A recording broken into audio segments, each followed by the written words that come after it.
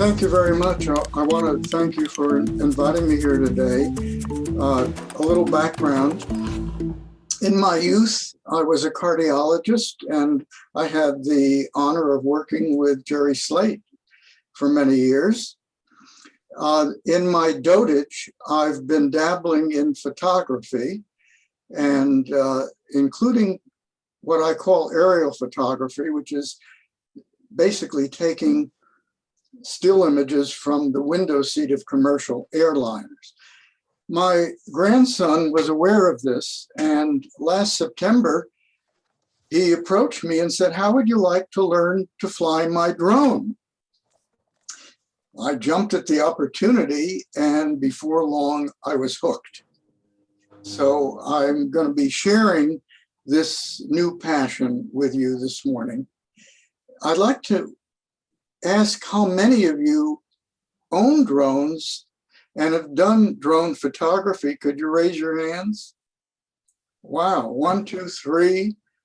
Wow. Okay, so I've got to be careful what I say. I've got experts. Well, what is a drone? The conventional definition says that a drone is an unmanned aerial vehicle. Those of us whose major interest is in photography, a drone is basically a flying computer that happens to have a camera attached to it. The origin of drones have been primarily military, but over the years, the applications have evolved widely. And this is just an incomplete list of the current applications of drones. This morning, I'm going to limit my remarks, of course, to recreational photography. Not only recreational photography, but actually still photography. I don't do video. If your drone weighs more than 250 grams, you need to register it with the FAA. FAA controls our skies appropriately, and they impose certain regulations. You need to maintain an altitude under 400 feet, so you don't hit helicopters and airplanes. And you're not supposed to fly within 5 miles of an airport, but it's actually more complicated than that. There are varying zones of precautions around airports, depending on how close you are to the airport and the major flight paths. And this is a practical issue for me. I live in Lexington, and I'm reasonably close to Hanscom Field. And if I take my drone out near, say, the Old North Bridge in Concord, and I set it up there and try to take off, my drone software will not allow me to take off, which is good. It's a safety issue. The FAA tells us that we need to keep our drones within line of sight. More easily said than done, I'm afraid. My drone has a range of 5 miles. Well, I don't go more than a half mile or a mile at the most. But even at a half mile, I can't always keep my drone in line of sight. And then there are some obvious safety issues. You want to avoid large crowds or highways that are heavily trafficked. How do drones work? Well, I want to apologize for the chutzpah it takes to talk to you guys and gals about how drones work. Most of you have devoted your lives to understanding how stuff works. So please be tolerant. There are basically 3 components: the drone itself, a device that controls the drone, and a smartphone app. The drone has to have a source of power, lithium batteries. It has brushless motors that rotate the propellers. And these motors can be controlled, the speed can be controlled, and this is critical, as you'll see in a moment. The drone has all kinds of sensors. It has a radio transmitter and a radio receiver built in, and it comes with a camera with a gimbal. What's a gimbal? Well, a gimbal is a mount that holds the camera in place and rotates it through 3 axes. It rotates this way, and this way. So it controls the direction in which the camera is pointing, and it provides stabilization. Smartphone app is not essential, but is pretty important because it gives you a real-time view of what the camera sees. And when you click the shutter, you record what the camera is seeing. It also gives you a supplementary way of controlling the camera functions, its motion. These drones are not only cute, but they're extraordinarily smart. And the return to home function is a great example. The drone can perform autonomously. It can come home automatically if the battery level gets to a certain level. It can come home automatically if it loses contact with the remote controller. You've got an investment in these drones, a financial investment, so you don't want to lose the drone. You can also initiate return to home on your own. You can tell it to come home automatically, in which case it will ascend to a predetermined height, travel horizontally until it's directly above the launch site, and then descend. You can also bring it home manually by controlling its flight. Another incredibly clever function of the drone is it can avoid obstacles so it doesn't smash into buildings. It does this through the use of multiple sensors, and I've just given you a list of some of them here. What makes a drone fly? What causes it to move or hover in the air? And it turns out that the standard drone has 4 propellers, which are driven by 4 motors. And these motors are divided into pairs. One pair rotates clockwise, the other pair rotates counterclockwise. And that's really all there is to it. The varying of voltage to these 4 motors is responsible for every movement of the drone. This is an image that shows you the 4 propellers, 2 of which are rotating clockwise and 2 of which are rotating counterclockwise. So they provide the lift that fights gravity and allows the drone to ascend or descend or just hover. They also allow rotation in the horizontal plane. That's this motion. And they allow the plane to go forward or backward, sideways left, sideways right. And you control these with joysticks. And the joysticks send messages to the internal computer that integrates the motion, the individual motion of the 4 motors. The motions are facilitated by data feedback, and the data feedback comes from devices that you know a lot more about than I do. accelerometers, gyroscopes, and altimeters. And the feedback is almost instantaneous. Now you've got a drone flying up in the sky, it's being buffeted by wind. How do you maintain a perfect level hover? Feedback from this data. Well, the drone's in the air, you've got to communicate with it. And you do that with a controller, which sends radio signals to the drone and receives radio signals back from the drone. The standard radio frequency is 2.4 gigahertz. And as I mentioned earlier, the FAA tells you to maintain line of sight, and radio signals more or less require line of sight. I know there are some exceptions.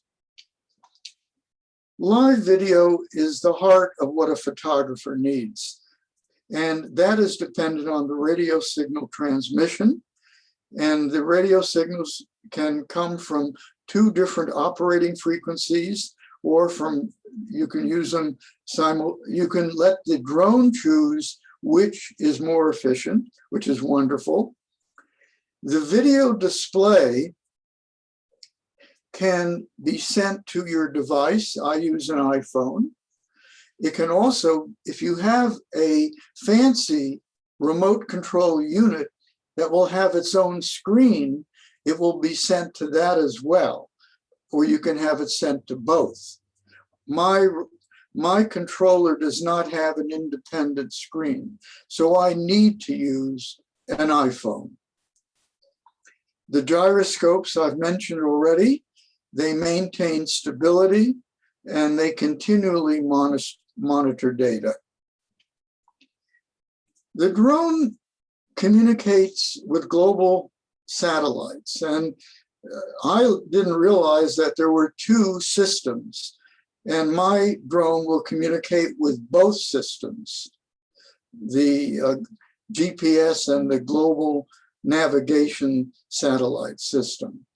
Well, what kind of information is recorded?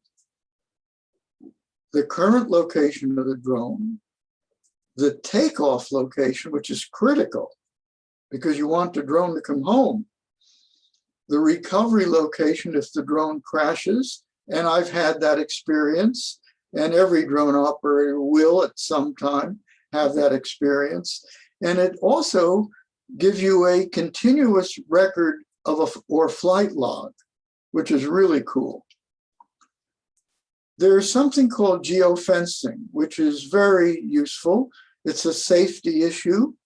It will prevent your drone from entering an illegal or dangerous area, so-called no-fly zone. I've already alluded to that about my experience going out to the Great North Bridge area and finding that I am unable to take off.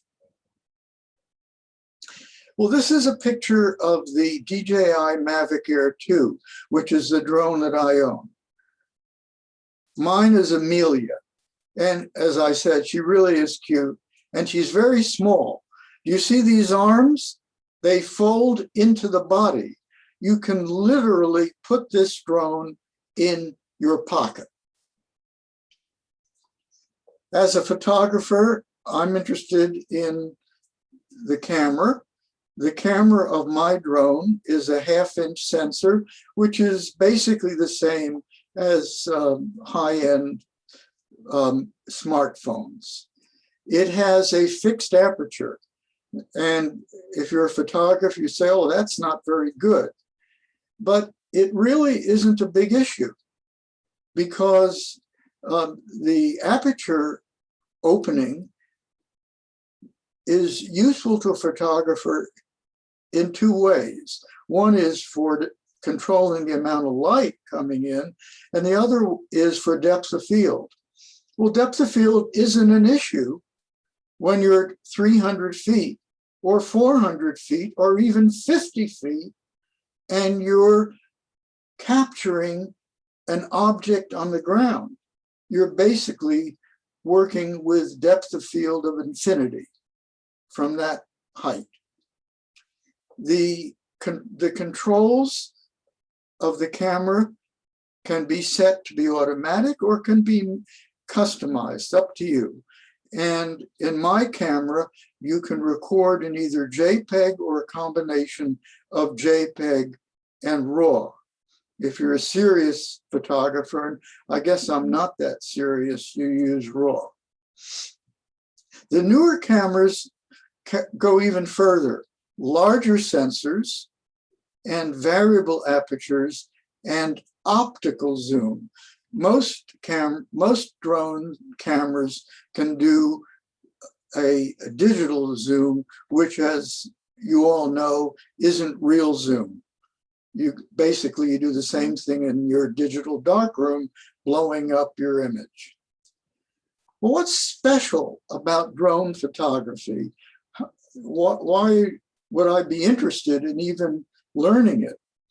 And the answer, the single most important answer, is that it offers you an almost infinite choice of perspective, which is terribly important. You have variable angles. You're changing the camera angle from 0 to 90 degrees, 0 to 90. You can go up to 400 feet or down to whatever. I try not to go below 50 feet. You can pan horizontally, and if you're concerned about light, you can use the light creatively by flying around and then aiming backwards. You can have the light behind you or in front of you or from the side. You have the same exposure options that you do with a standard camera. You can even project a histogram onto your live screen. You can choose your white balance, your color balance. You can do high dynamic range. And if you're into videos, there is no end to the creative options you have. I don't go there. I have enough to keep me busy with still images. Well, what are the problems? There are problems. And I think one of the problems is you need to work very rapidly. Battery life is limited. My drone has a battery life, in theory, of 30 to 35 minutes, which is like forever.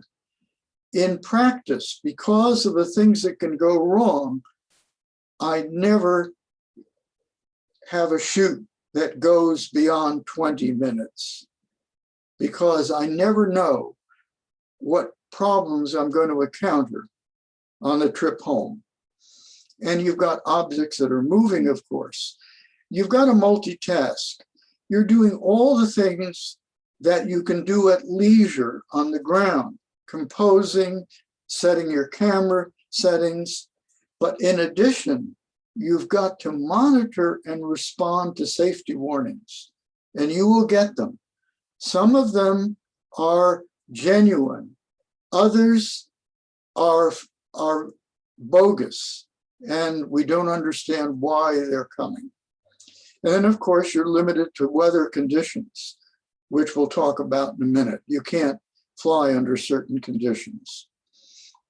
As a practical matter, those of you who are not drone owners may want to ask yourselves several questions.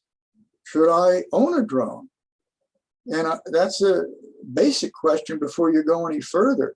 What are you going to do with your drone? If you're a serious photographer, I highly recommend that you own a drone. But what are the other applications? You're going to spy on your neighbors? So before you buy a drone, ask how you're going to use it. Once you decide to buy a drone, you have to shop for it. And then how do you get trained? Well, shopping, here, I can offer you some personal tips. You're going to find a lot of other tips on the internet. The DJI company is dominant. They are responsible for 75% of the recreational drone market. And I strongly recommend that you buy a DJI drone. They have enormous experience. They have a wide variety of models.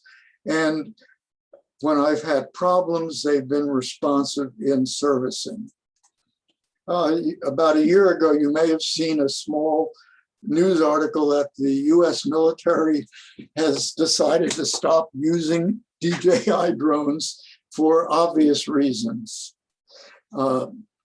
You can spend as little as $50 to $85 million.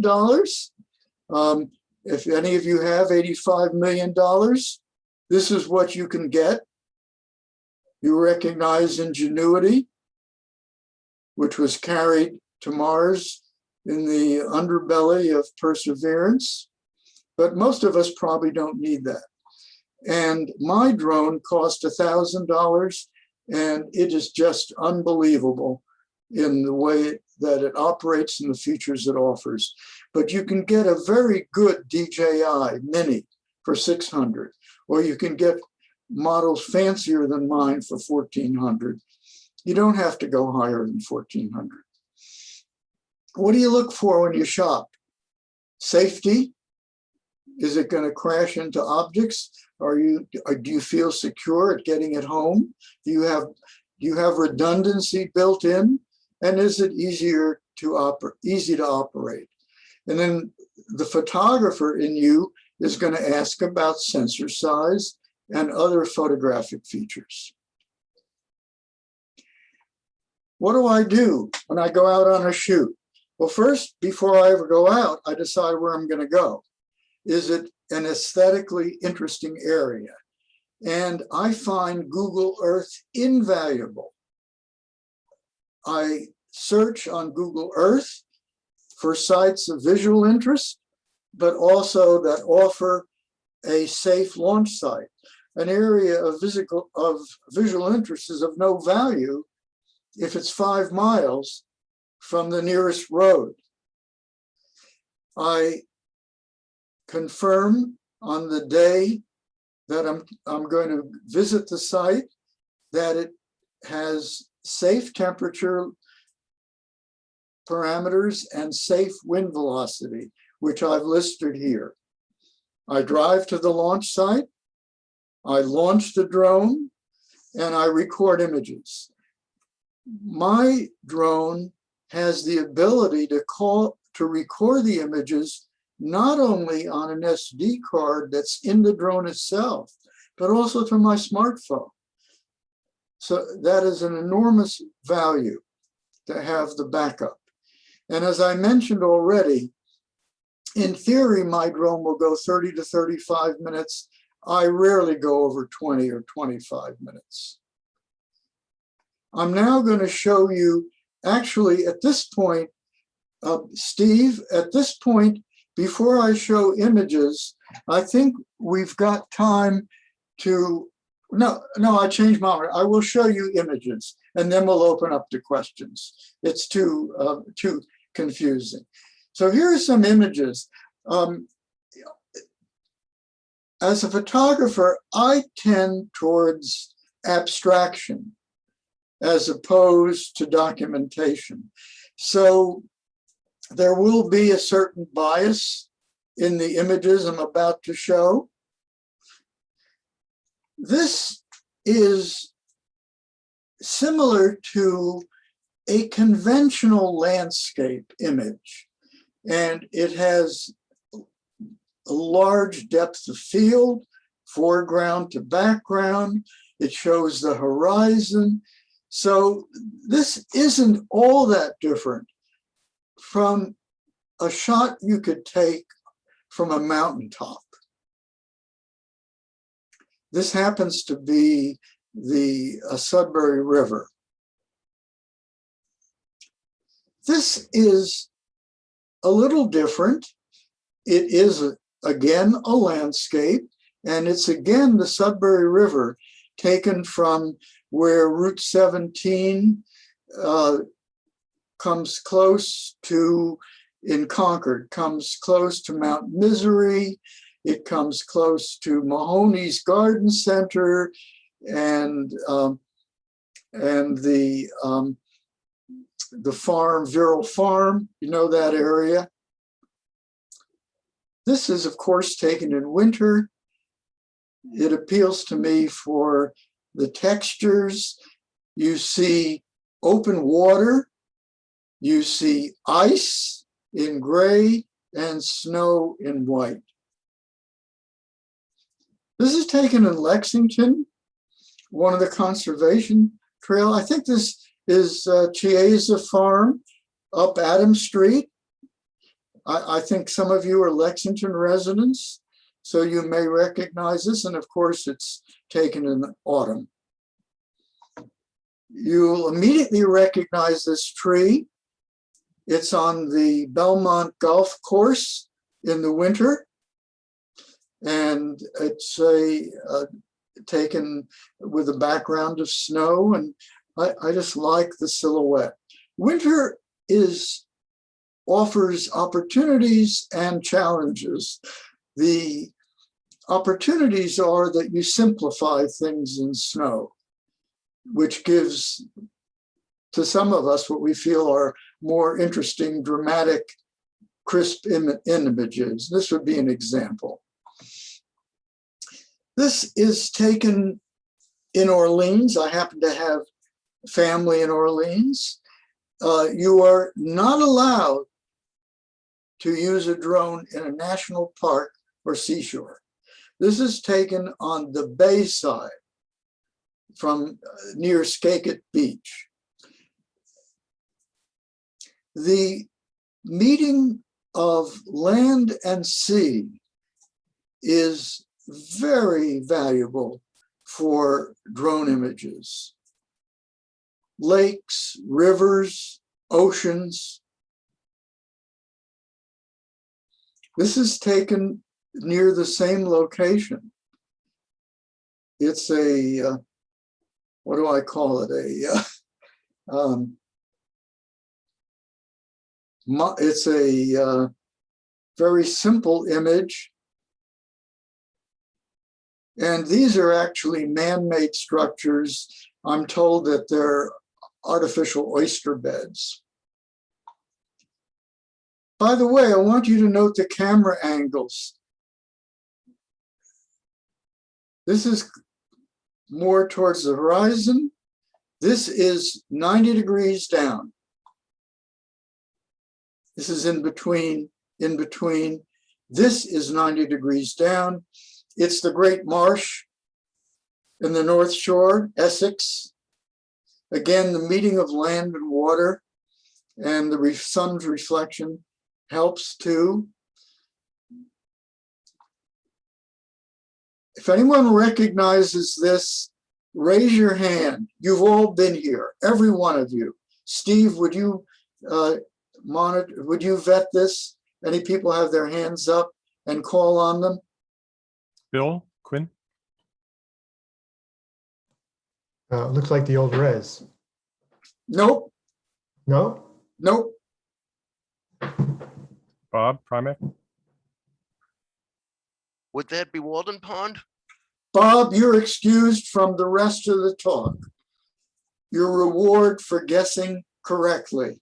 It is Walden Pond, obviously in the winter. And the clue is here, isn't it? The boathouse. I don't know if you know, I don't know if you'd recognize without the boathouse. I should Photoshop the boathouse out, make it harder. This is a little pond in East Lexington behind the Waldorf School. Who knew that this rather boring little pond could produce a surreal image? This, again, you will immediately recognize, you golfers, as the Belmont Golf Course. And I assume it's a water, part of this is a water feature. Sand and gravel sites are very rewarding. This is a sand and gravel site up Route 93. Very subtle color, but it just appeals to me. and the abstract quality. This is right here in Lexington. Yep. Yep, it's that golf course on Waltham Street. And I've chosen to print this in black and white, which is always a photographer's option. This is, you've all been here, but I don't think you'll recognize it. This is the monk's garden at the Gardner Museum, taken during the pandemic in late fall, early winter. And I'm shooting down through trees. This is probably 50 to 75 feet in the air. It's a low shot. And the landscape designs at the Gardner Museum have been redone periodically. Most recently, about 4 or 5 years, by von Kalkenberg, who's the director of the landscape department at the Harvard Graduate School of Design. And his firm redid the monk's garden, and they put in these marvelously curved pathways. So you have man and nature superimposed. This you will recognize, of course, those of you who live in Belmont, you have your Victory Garden at the Belmont Victory Garden near the private hospital, the McLean Hospital. And these Victory Garden sites are just fascinating. And I do these every time of the year. They change. This was taken on the Fenway, and I'm not even sure what it is, a man-made structure. I don't know if it's the Rose Garden. It might be, but I'm not 100% sure. So man-made structures are interesting. There's another man-made structure right here in Lexington on it's off the soccer gardens on Lincoln Street, across from one of the temples. There is a path that leads to a meditation site, man-made. It's like Stonehenge, isn't it? Yeah.